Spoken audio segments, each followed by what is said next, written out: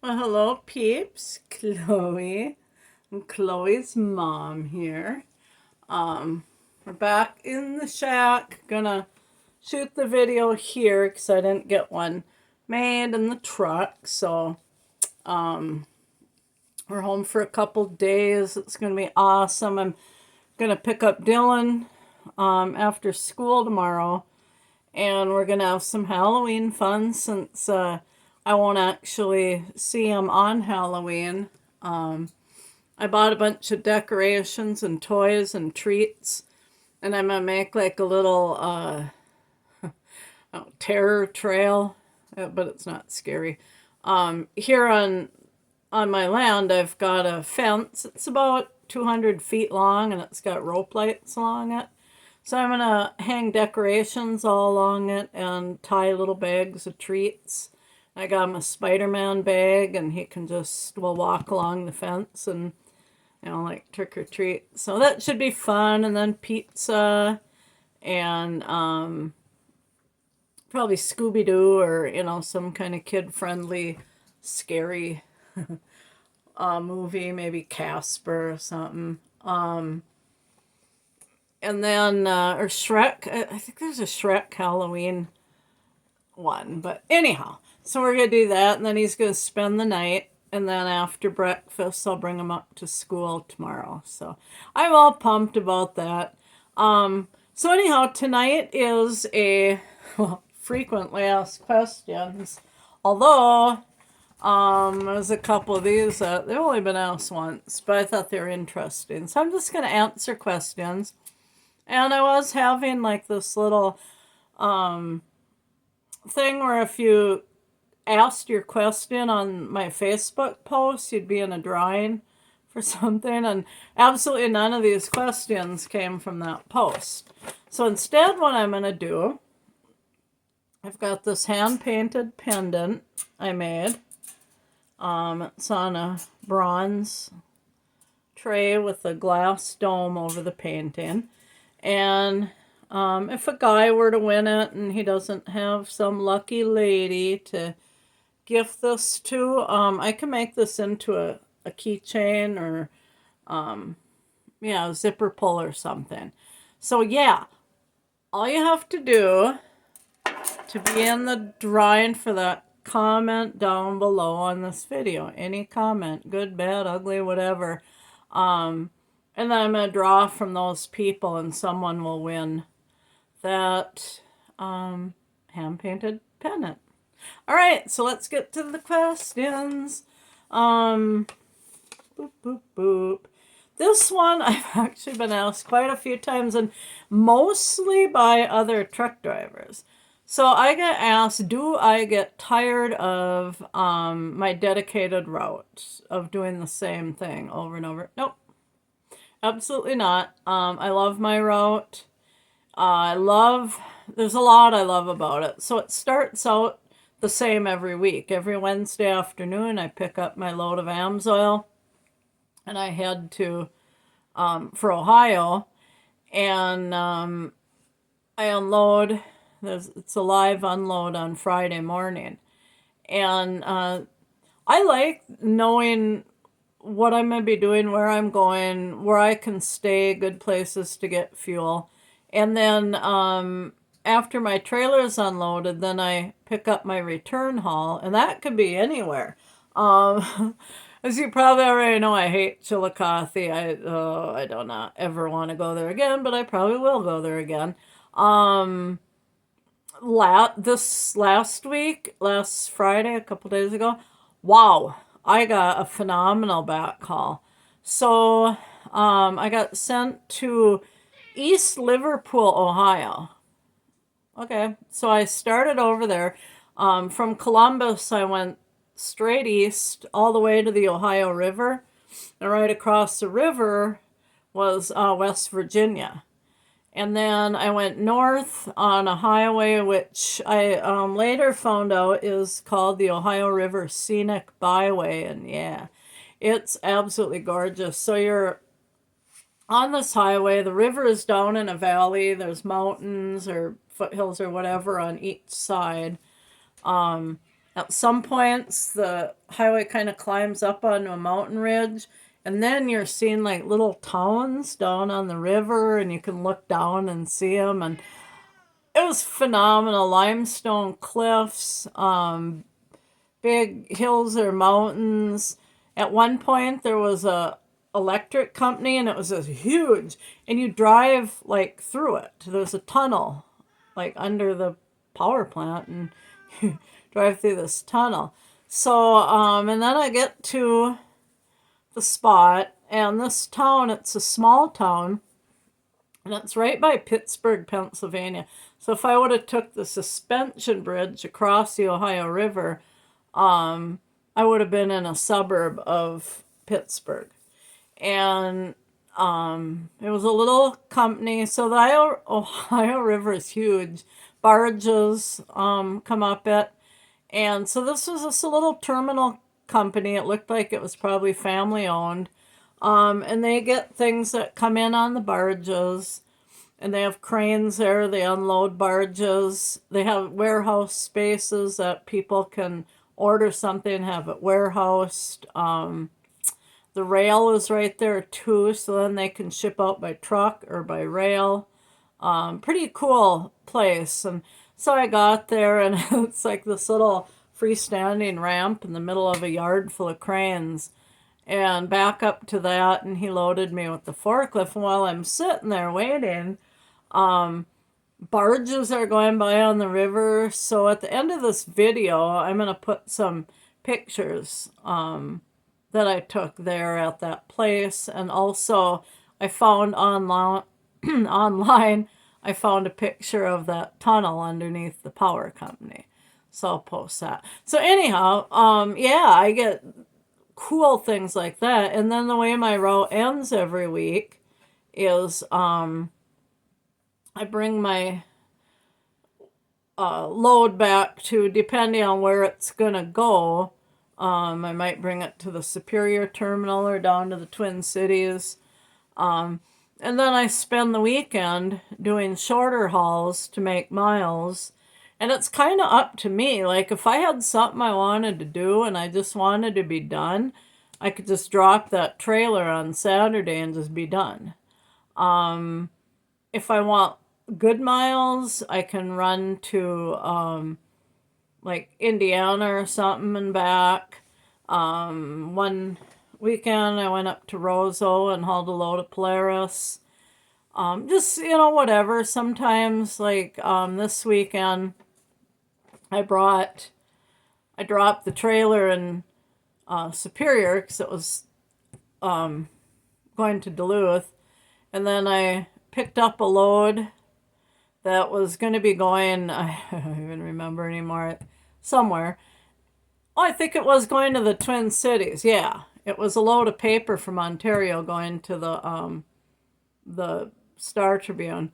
So I hauled that down to Rosemont and then picked up a load of insulation materials in Invergrove Heights, hauled that up to the USG plant in Cloquet, dropped that, picked up an empty trailer, hauled that over to Sappy, dropped that, and got a paper load of Sappy that was going to Oshkosh, Wisconsin, and I just brought that to the terminal in Superior and dropped it.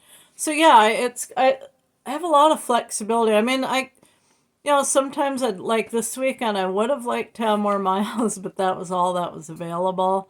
But basically, I can kind of determine how much I want to do, or how much I don't. Like if I get sent to Chillicothe and I get detained there for 18 hours, I don't do anything. I come back, drop the trailer in the cities, haul a load up to USG, and then go to Sappy and come back, and that's that's it. So that's that. Well, another thing, I'm going on and on about where I go. So anyhow, I love the Heartland. Everybody who knows me, I like farms. I love all these rolling hills and watching sunrises and sunsets over farms. seeing farmers out working in their fields. Chloe's being little, she's like all playful. Um, she's looking down, there's a Bobo. So yeah, I love it. I like Holly in the Midwest. I've got a all new appreciation for the state of Wisconsin. I lived next door to Wisconsin my entire life. I didn't realize how beautiful it is. It's a beautiful state. Here, Chloe, she's just full of energy. She's got like this energy burst, and she's playing with my feet, biting my feet. All right, so no, I don't get tired of my dedicated route. I love it. I might next summer go and do distance hauling just to see the country. I don't know. The next question, and I didn't mean to ignore you on this. I just didn't see this question, and now I'm like, hey, I'll just do it in the video. What is a live load? What am I talking about when I say live load? So a live load or live unload is simply when you back your truck into a dock, and then you sit there and wait while they load or unload it. And my AMSOIL run I do every week, that's a live unload because I don't have room to store trailers and stuff. So I get there Thursday. Chloe. I get there Thursday night. She's wondering who I'm talking to. And I dock my truck. I slide the tandems, open the door, put the paperwork in the back, and back into the dock. And then my unload time is 8. But James, that works in the warehouse, he knows that I come there the night before. So he comes at like 6 in the morning. So all of a sudden, 6 in the morning, I feel the forklift going in and out of my truck. So that's a live load or unload. And then the opposing thing is a drop and hook. And that simply, those are places where we do a lot of business. And you bring one trailer in, drop it, hook up another, and leave. For example, like going to USG, which I do a lot, bring a load in there and drop it. And sometimes there's a load coming out, but more often than not, I snag an empty trailer, hook that, and leave. Go over to Sappy, drop the empty, hook a loaded trailer, and come back. So that's a drop and hook. And that's usually easier than backing into a dock. And then when I'm hauling to terminals, doing what they call line hauling, that's drop and hook. And next, this one I've been asked a couple of times. A lot of you know I'm picky about my way of eating, and I like my workouts. I've worked really hard to lose all the weight that I've lost. I don't want to regain anything. I don't want to stop losing. Is it hard doing that in a truck? Yep. The exercise part is hard. I mean, basically you get up, I make a pot of coffee, take Chloe out to potty, and jump in the seat. Away we go. We drive and drive all day. And then at night you pull in, you're exhausted. I take her for a second walk. Well, usually I stop in the middle of the day and I walk her, but then I take her for a night walk and eat supper and go to bed. I mean, they're long days, but what I've been doing, so I do the walk at home, the Leslie Sandstone stuff. So I've just been doing 1 mile a day in the truck. And first I didn't want to do it because like a whole truck rocks all over. Now I'm like, who cares? These other truckers, they don't know who I am. I'll never see them again. I don't care what they think. So they can't really see me working out because usually I have my curtains pulled. But they probably wonder what the heck's going on in there. So yeah, that part is hard though. And then on my days off, my home time, I try to really knock out some good workouts. The eating part, though, is really easy because basically whatever you brought in your truck, that's what you have to eat. It's not like you can run to the store and get a piece of pie or something, you know.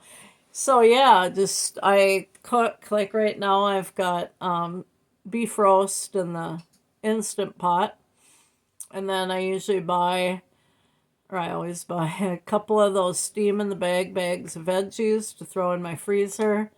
A couple bags of salad with the dressing in it, and a big thing of plain Greek yogurt.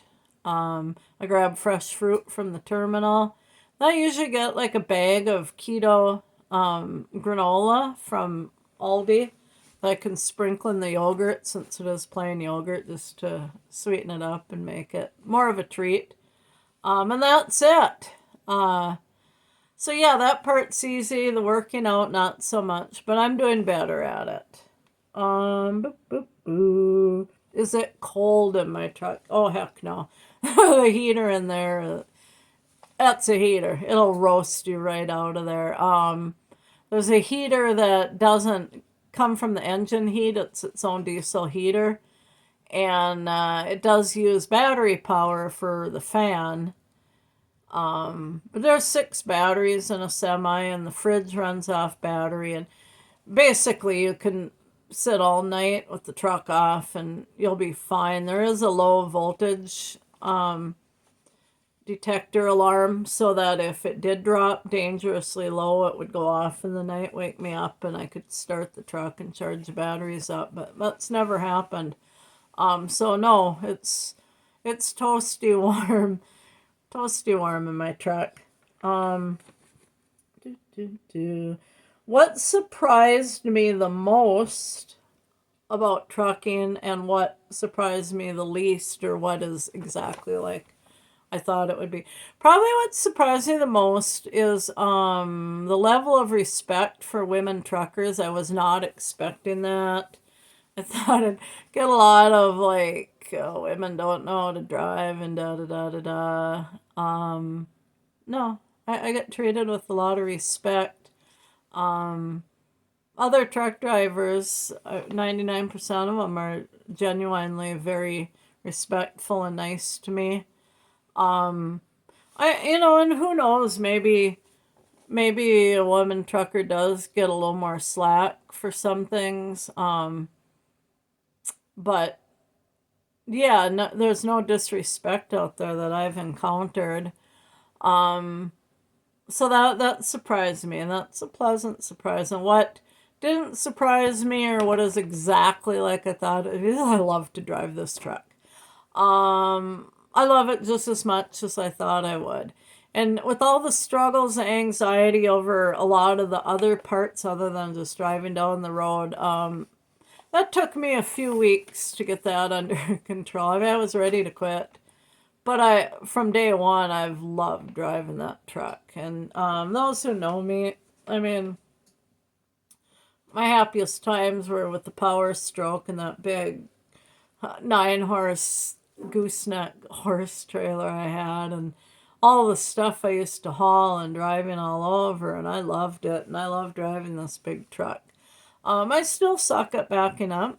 I'll be the first to admit it, but I don't care so much. I mean, obviously I want to get better at it. I'd care in that way, but I'm not stressed over it anymore. It's such a small part of my job, and it is what it is. I mean, I get it backed in there. I'm safe. I don't hit things backing in there. I get it in there eventually, even if it takes me a while. So I did it. Yeah. So yeah, that's that. Then the last one. So I got a CB.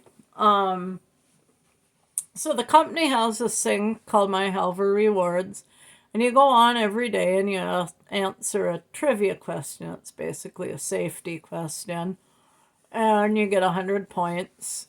And then there's like a wellness quiz every quarter that you get points for, and we got just bonus free points on during Trucker Appreciation Week. And I was saving up for a Blackstone griddle, but that's gonna be like a year's worth of points. Oh, anyhow, yeah. So you go shopping on the app and you pick out what you want. So anyhow, I got a CB. So it's a smaller one, but it's a Cobra 19, which is what is recommended. And the shop's putting it in my truck right now. Well, probably not right now, but during my home time. Yeah, and so anyhow, a couple of you have asked, hey, what's your CB handle going to be? I don't think people do that anymore. I really don't. People don't, I mean, with cell phones and you're wearing your headset and you're so connected with everybody, CBs are no longer that lifeline, that only link, that only communication with the rest of the world that used to be. So I don't know that truckers use CB handles anymore. But if I were to pick one, the one thing I thought of was the Flying Grandma, kind of a three-part thing. The first, I mean, obviously I'm a grandma and I go flying down the road. But it's also, it would be a nod to one of my favorite mushers. That was her name, the Flying Grandma. Her real name was Joan. Really good sled dog musher, good racer. And I always admired her. So kind of a nod to, not just to her, but to women mushers. That was such a significant part of my life. And so, yeah, kind of a nod to that. And then also Isaiah 40:31, kind of a nod to that too. That's one of my favorite verses, maybe the favorite verse, but I thought the Flying Grandma would kind of go good with that. So yeah, that's that. I don't think I have anything else. So remember, comment below. When one of my hand painted Delios. Let's get the girl here. She finally ran out of steam and was not sleeping but laying down. She was really full of it. We had a full day today, a fun day. We went to Ashland and spent some time at the lake, and there was hardly anybody there, just a couple people. So she was off lead and getting all the zoomies out of her system. And then we went to Bayfield to get apples to dehydrate. My usual Cortland apples, which I love. So yeah, she's tired, but holy cow, she got really spunky there. Bye, peeps.